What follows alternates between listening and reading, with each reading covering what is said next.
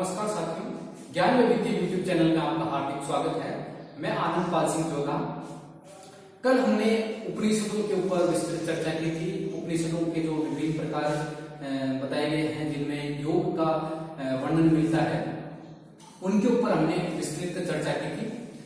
आज हम बात करेंगे त्रिशिखु ब्राह्मणोपनिषद में अष्टांग योग का वर्णन। जो त्रिशिखु ब्राह्मणोपनिषद है उसके अंदर जो अष्टांग योग बताया गया है उसके ऊपर अपन चर्चा करेंगे। तो हमने कल जो इसके दो भाग पढ़े थे, यज्ञ और नियम। आज अपन बात करेंगे तो इसका तीसरा भाग है आसन, उसके ऊपर। तो आइए शुरू करते हैं। जो त्रिशिखु ब्राह्मणोपनिषद है उसमें 9 प्रकार के आसन बताए गए। 9 प्रकार के आसन। आसनों के नाम निम्नलिखित है: स्वस्तिकासन, गोमुखासन, पद्मासन, वीरासन, भद्रासन, सिंहासन, मुक्तासन, मयूरासन और सुखासन। इस प्रकार से ये 9 आसन है। और त्रिशिखु ब्राह्मणोपनिषद है उसके अंतर्गत इन 9 आसनों की विधि भी बताई गई है और इनसे होने वाले जो लाभ हैं उसके ऊपर भी चर्चा की गई है। इसके अलावा त्रिशिखु ब्राह्मणोपनिषद में योगासन, बद्ध पद्मासन, कुक्कुटासन, उत्तान कूर्मासन, धनुरासन, सिद्धासन, मत्स्यासन और जो पश्चिमोत्तानासन है उनके ऊपर भी चर्चा की गई है। नेक्स्ट है जो अपना प्राणायाम। प्राणायाम के ऊपर अपन चर्चा करेंगे। पहली बात तो जो प्राणायाम है उसके बारे में मुख्यतया अगर समझने का जो सबसे अच्छा तरीका है तो उसको अपन थोड़ा सा रेस्पिरेटरी जो एक्सरसाइज है उसके साथ में जोड़ते हैं। क्योंकि जो विद्वान पुरुष हैं उन्होंने ये कहा है कि अगर जब तक कुंभक नहीं किया जाता तब तक वो प्राणायाम नहीं कहलाता है। व्यक्ति अगर श्वास प्रश्वास की जो क्रियाएं करता है, जो प्राणायाम जब अपनाता है, उसमें अगर वो कुंभक नहीं करता है तो वो प्राणायाम नहीं कहलाता। तो मुख्य चीज तो ये थी। अब अपन प्राणायाम पर थोड़ा सा विस्तार से चर्चा करेंगे। प्राणायाम के लिए आकार में पूरक, उकार में कुंभक तथा मकार में रेचन। अर्थात पहली स्थिति श्वास को अंदर ग्रहण करना, फिर अंदर कुंभक करना और फिर उसका रेचन करना अर्थात छोड़ना। इसका प्रावधान बताया गया है। प्राणायाम की विधि को बताते हुए कहा गया है कि ईड़ा नाड़ी से श्वास का पूरक करना है अर्थात अंदर की तरफ करना है।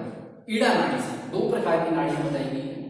एक होती है ईड़ा नाड़ी, एक होती है पिंगला नाड़ी, जिसको अपन दायां स्वर कह सकते हैं और दूसरे को बायां स्वर कह सकते हैं। इसमें अलग अलग मात्राएं बताई गई है, अलग अलग श्वास लेने छोड़ने के रेशियो होते हैं। प्राणायाम पर देखिए जो हिरण्य संहिता है उसके ऊपर, उसके अंदर अपने को एक आवश्यक जो वर्णन मिलता है प्राणायाम के ऊपर, उसमें बताया गया है कि जब व्यक्ति प्राणायाम करता है तो प्राणायाम करते वक्त अलग अलग प्रकार का एक टाइमिंग फिक्स होती है। उस टाइम में आपको श्वास लेना होता है और उस टाइम में ही आपको श्वास रोकना और छोड़ना होता है। तब प्राणायाम की उचित साधना मानी जा सकती है। और वो रेशियो क्या है? 16, 64, 32। मैं आपको एक बारीकी से बता देता हूं। ये इसका रेशियो रहता है 16:64:32 अर्थात पूरक, कुंभक और रेचन, लेना, रोकना और छोड़ना। इसका ये रेशियो मान सकते हैं 2:4:2। 64, 16:32, 4:2:4:2 अर्थात 16 सेकंड में श्वास को लेना होता है, 64 सेकंड में श्वास को अंदर रोकना होता है और 32 सेकंड में श्वास को छोड़ना होता है।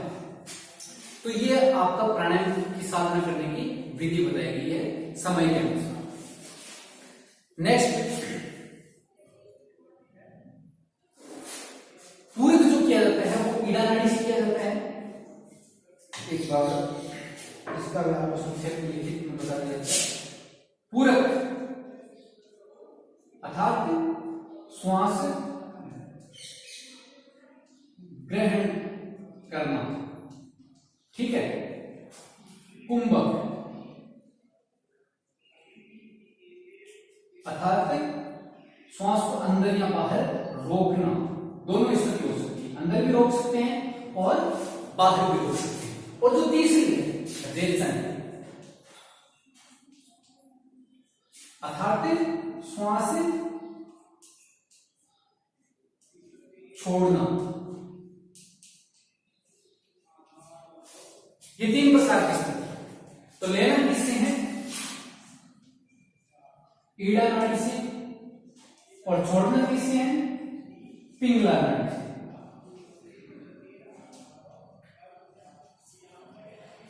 ठीक है, तो ईड़ा नाड़ी से अपन ने श्वास लिया 16 सेकंड में, उसका कुंभक किया 64 सेकंड तक, और रेचन किया पिंगला नाड़ी से 32 सेकंड में। अर्थात लेने और रोकने और छोड़ने का जो समय है वो है 16, 64 और 32 का। नेक्स्ट, अब इसकी जो प्राणायाम की जो सिद्धियां हैं उसके ऊपर चर्चा करते हैं। त्रिशिको ब्रह्मोपनिषद के अनुसार जो व्यक्ति प्राणायाम करता है 6 महीने तक जो अभ्यास करता है वो पुरुष व्यक्ति ज्ञानवान हो जाता है, उसको ज्ञान की प्राप्ति हो जाती है। और जो 1 वर्ष तक नित्य अभ्यास करता है, 1 वर्ष तक नित्य अभ्यास करता है, उसको साक्षात ब्रह्म की प्राप्ति होती है। जो ब्रह्म है उसकी प्राप्ति होती है। किसके अभ्यास से? प्राणायाम के अभ्यास से। त्रिशिको ब्रह्मोपनिषद में नाड़ी शोधन प्राणायाम की चर्चा की गई। जो नाड़ी शोधन जो प्राणायाम होता है जिससे नाड़ियों की शुद्धि होती है, जो हमारे शरीर में 3,72,000 नाड़ियां बताई गई है शिव संहिता के अनुसार, उन नाड़ियों की शुद्धि होती है। प्राणायाम जो त्रिशिको ब्रह्मोपनिषद में बताया गया है, इसकी 3 प्रकार की कोटि, 3 प्रकार की श्रेणियों में इस प्राणायाम को रखा गया है। पहला है आपका अधम कोटि, जिसको बिल्कुल निम्न स्तर का माना गया है, और दूसरा है मध्यम कोटि का, जो मीडियम कह सकते हैं उसको, और थर्ड है उच्च कोटि का। और तीनों के प्रभाव अलग अलग देख सकते हैं। तो आइए अपन चर्चा करते हैं जो अधम प्राणायाम है उसको कैसे समझें। यदि प्राणायाम के अभ्यास से शरीर में पसीना जो प्रस्वेद है वो उत्पन्न होने लगता है, अर्थात वो अधम कोटि का प्राणायाम है। और यदि प्राणायाम करते करते शरीर में कंपन पैदा होता है, जब व्यक्ति प्राणायाम करता है तो उसके शरीर में विभिन्न प्रकार के वाइब्रेशंस फील होते हैं, वाइब्रेशंस उत्पन्न होते हैं, उस कोटि उस प्राणायाम को मध्यम श्रेणी का प्राणायाम कहा जा सकता है। और नेक्स्ट जो है वो है उच्च कोटि का। सबसे जो सर्वोत्तम प्राणायाम बताया गया है उसको करने से व्यक्ति का जो शरीर है वो जमीन से ऊपर उठता हुआ प्रतीत होता है। शरीर के अंदर हल्केपन की स्थिति आ जाती है, शरीर शरीर का ऊर्ध्वारोहण होता है। अतः इस अवस्था को प्राप्त होने तक प्राणायाम का अभ्यास करते रहना चाहिए। इसकी प्राप्ति पर विद्वान सुखी हो जाता है। अर्थात जो व्यक्ति प्राणायाम करता है, जो विद्वान पुरुष प्राणायाम करता है, प्राणायाम करने से उसको सुख की अनुभूति होती है। प्राणायाम से चित्त विशुद्ध होता है। जो आपके शरीर में प्राण है, जो वायु है, उसका सीधा संबंध किससे है? आपके मन से। अगर आपका जो प्राण है वो कंट्रोल में है तो आपका मन निश्चित या कंट्रोल में रहेगा। विशुद्ध चित्त में शुद्ध आत्म तत्व का साक्षात्कार हो जाता है। जब आपका चित्त शुद्ध हो जाता है तब व्यक्ति को खुद का जो आत्म साक्षात्कार है वो होने लगता है। रोग मुक्ति वो भी प्राणायाम से संभव है। देखिए, जो हमारे शरीर में विभिन्न प्रकार के रोग पनपते हैं उन रोगों के पीछे जो कारण रहता है, आयुर्वेद ये कहता है कि जो हमारा 3 दोष होते हैं, वात, पित्त और कफ। जो वात दोष है वो अगर इम्बैलेंस हो जाए, उसमें अगर असंतुलन की स्थिति पैदा हो जाए तो आपके शरीर में विभिन्न प्रकार के वात रोग उत्पन्न हो सकते हैं।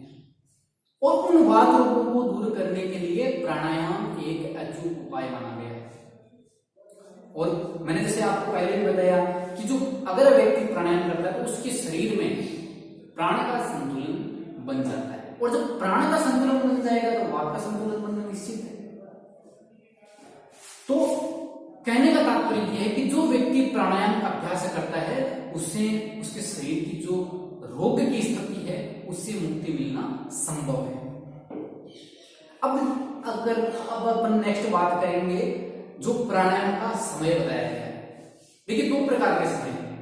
पहला, आप या तो सुबह के समय प्राणायाम कर सकते हैं या शाम के समय, दोनों में से एक समय आपको चूज करना है। दूसरा जो प्राणायाम का समय है वो है मध्याह्न अर्थात दोपहर।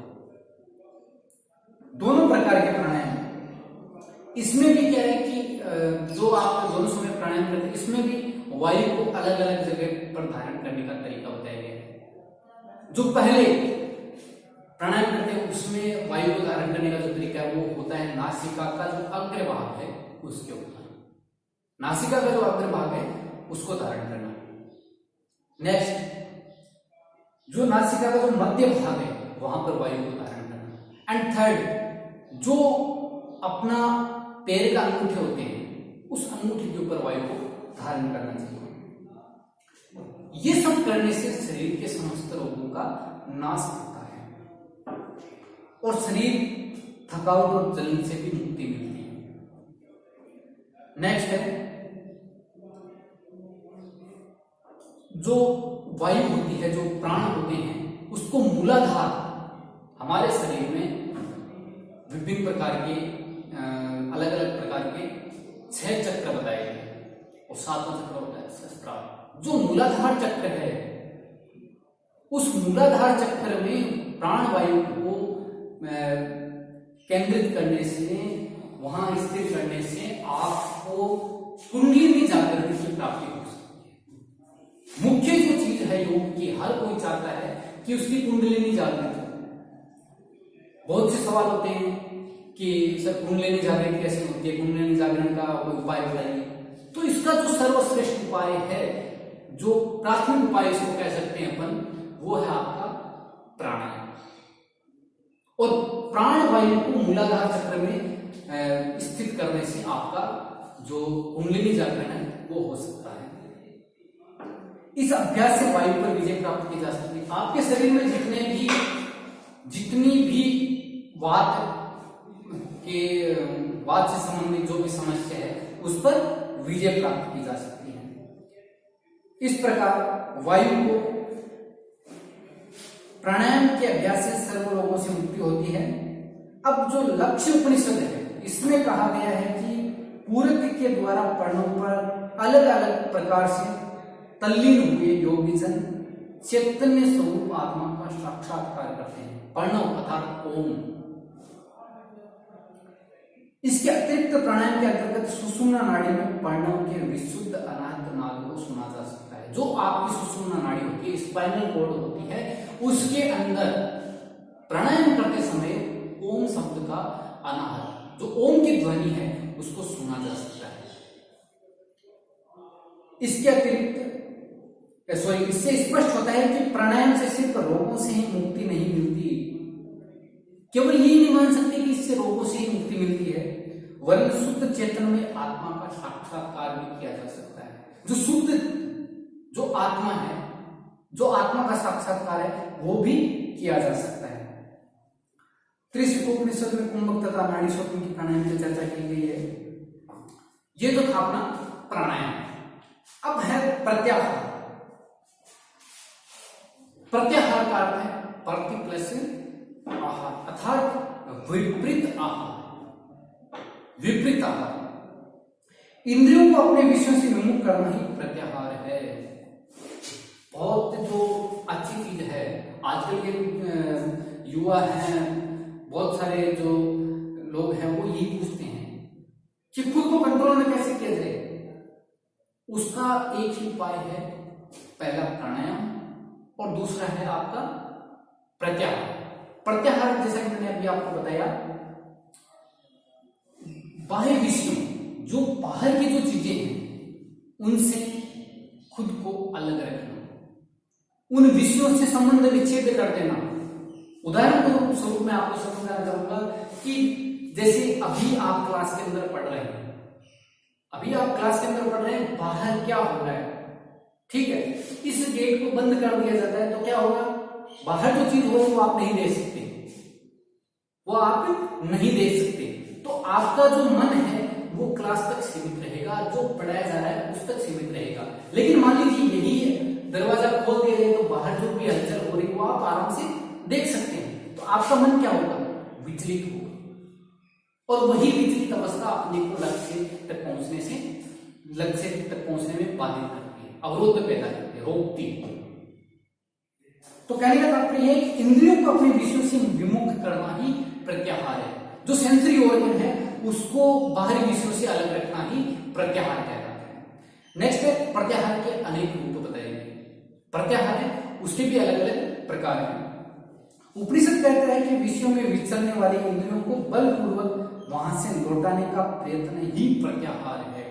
जो आपकी इंद्रियां हैं जिस विषय में विचरण कर रही है उनको वहां से जबरदस्ती अपने प्रयास से खींच करके एक जगह केंद्रित करना, यही आपका प्रत्याहार है। ब्रह्म में चित्त को एकाग्र करना प्रत्याहार है।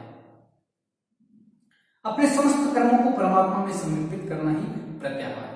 जो स्वयं के जितने भी कर्म हैं उसको किसके सामने समर्पित करना है, अपने परमात्मा के सामने, यह भी एक रूप से प्रत्याहार करना है। स्वयं को निर्द्वंद निर्विकल्प स्वरूप आत्मा में स्थापित होना ही प्रत्याहार कहलाता है। कहने का तात्पर्य यह है कि इंद्रियों को बाहर से भीतर की ओर मोड़ना। जो आपकी इंद्रियां हैं जो बाहरी विषयों की तरफ दौड़ रही है, जो बाहरी विषयों के साथ अटैचमेंट ले रही है, उनको वहां से वापस मोड़ना, अपनी तरफ मोड़ना, बाहर की तरफ उनको नहीं जाने देना। मुक्ति प्रदायक आलम्बनों पर केंद्रित करना प्रत्याहार है। ऐसी सोच, ऐसे विचार अंदर मतलब सेंट्रलाइज करना जिससे आपका मन, आपकी जो क्रियाविधि है वो इधर उधर न भटके, वो भी एक रूप से प्रत्याहार कहलाता है। प्रत्याहार के फल को बताते हुए बताया गया है कि प्रत्याहार का अभ्यास करने से साधक के समक्ष कुछ भी दुर्लभ नहीं। जो व्यक्ति प्रत्याहार कर लेता है उसके लिए इस दुनिया में कोई भी वस्तु, कोई भी कार्य असंभव नहीं है। अर्थात सब कुछ उसको प्राप्त हो सकता है, सब कुछ सुलभ है। त्रिशुक ब्राह्मण परिषद में प्रत्याहार को 18 मर्म स्थानों का आलम्बन बताया गया है। मर्म स्थान अर्थात शरीर में अलग अलग प्रकार के स्थान बताए गए हैं। पहला है पैर का अंगूठा, जो पैर का अंगूठा होता है वो भी एक मर्म स्थान है। गोल्फ, जंगा मध्य, जांघ का मध्य भाग, उरु मध्य और मूल, वायु अर्थात पैर, हृदय, शीर्षण, देह मध्य, नाभि, गल कर्पूर, तालुमूल, घ्राणमूल, नेत्रमंडल, भूमध्य, ललाट, ऊर्ध्वमूल, जानुदे और करमूल।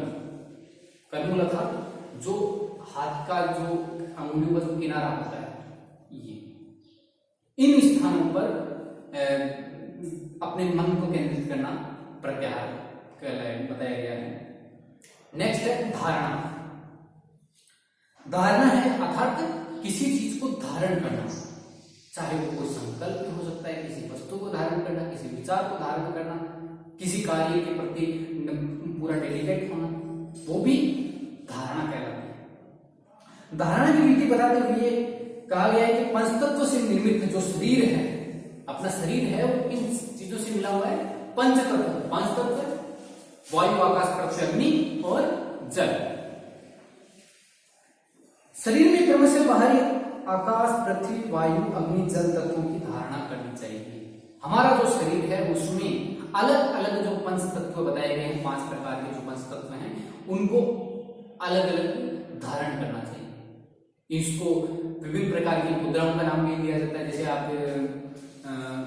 झरण संहिता में पढ़ेंगे, शिव संहिता में पढ़ेंगे तो उसमें अलग अलग मुद्राएं बताई गई है। हैं आंगसी मुद्रा, पार्थिव मुद्रा, वायवी मुद्रा, आग्नेय मुद्रा और आकाशीय मुद्रा। तो इस प्रकार से पंच तत्वों की ये एक मुद्राएं बनती है। फिर इसके अलग अलग बीज मंत्र बताए गए हैं इन धारणाओं को धारण करने के लिए। इस धारणा को सर्वश्रेष्ठ माना गया है, साथ ही इसे सर्व पापों का नाश करने वाला भी बताया गया है। शरीर में पैर से घुटने तक का स्थान पृथ्वी तत्व का, जो हमारा पैर है वहां से घुटने तक का जो भाग है वो पृथ्वी तत्व कहलाता है, और घुटने से लेकर के गुदा तक का जो भाग होता है वह जल तत्व कहलाया गया। तो पृथ्वी तत्व हो गया, जल तत्व हो गया, और तीसरा है गुदा से हृदय तक का भाग है वो अग्नि तत्व। गुदा से जो हृदय तक का भाग है वो अग्नि तत्व। इस प्रकार से तीन तत्व हो गए। हृदय से मोहें, जो हमारी मोहें होती है उसके बीच तक का भाग वायु का बताया गया, वायु तत्व का भाग, और मोहों के मध्य भाग से मस्तिष्क तक का भाग है, पूरा ज्ञान केंद्र तक का जो भाग होता है वो बताया गया है आकाश तत्व। इस प्रकार से पांचों तत्व पूर्ण होते हैं। इनमें क्रमशः ब्रह्म, विष्णु और शिव तथा सदाशिव की धारणा करनी चाहिए। जो विभिन्न प्रकार के आपको तत्व बताए गए इसमें ब्रह्मा, विष्णु और सदाशिव इन देवताओं की धारणा करनी चाहिए। इसके अतिरिक्त बोध में आनंदमय तथा कल्याण स्वरूप परमात्मा की प्रतिदिन धारणा करनी चाहिए। इससे सब पापों से मुक्ति मिलती है। कृषि को ब्राह्मण उपनिषद में पंचभौतिक देह के पंचभूतों में या युक्त मन का धारण ही धारणा कहा गया, जो संसार सागर से पालन करने वाली है।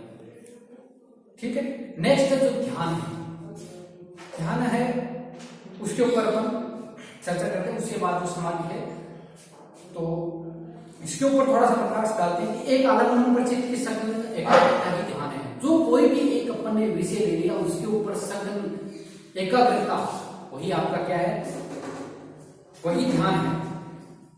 ध्यान को संसार का बंधन का नाश करने वाला बताया गया है। जो आपका ध्यान हो वो संसार के जितने भी बंधन है उनका नाश करने वाला बताया गया है।